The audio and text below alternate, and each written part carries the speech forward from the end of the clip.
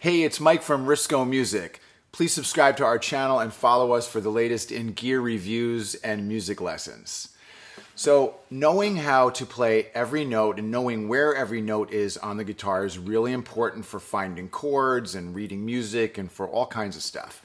So let's take a look at this book. This is the Mike Risko Book One. We're going to learn a little bit of theory about how whole and half steps work. Now, I've used a piano keyboard here because it makes a great visual aid to understand whole and half steps. So here's a C on the piano. It's to the left of the two black keys. From C up to this black key is a half step, and it's called C sharp. Another name for C sharp for that black key is D flat. Now, if you play the note by itself, it can be called either note. The name chosen has to do with the key that you're in, which we'll get into later.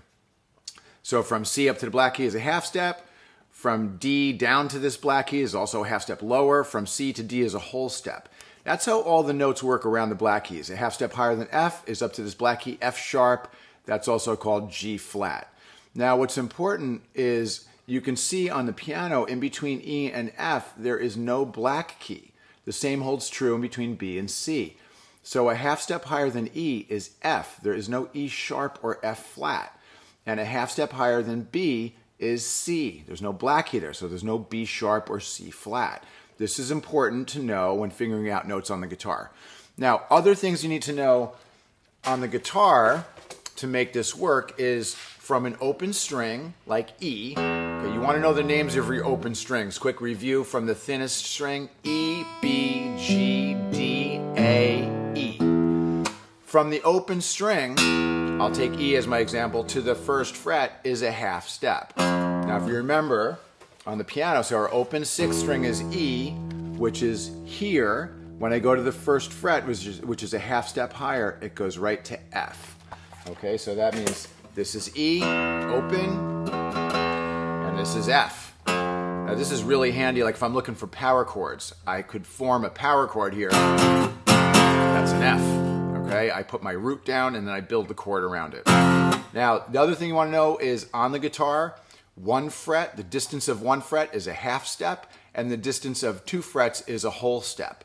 So if I'm on F here, one fret higher would be F sharp. One fret higher than that would be G. One fret higher would be G sharp. And if I keep going now, I'm on A, and I can use the dots to help myself navigate the neck. They can be used as little landmarks to know where you are. So if I remember that the second dot is an A, if I'm looking for A sharp, I just go up one fret. I don't have to keep climbing up. Okay? And eventually, you'll start to just know where things are from doing this so many times.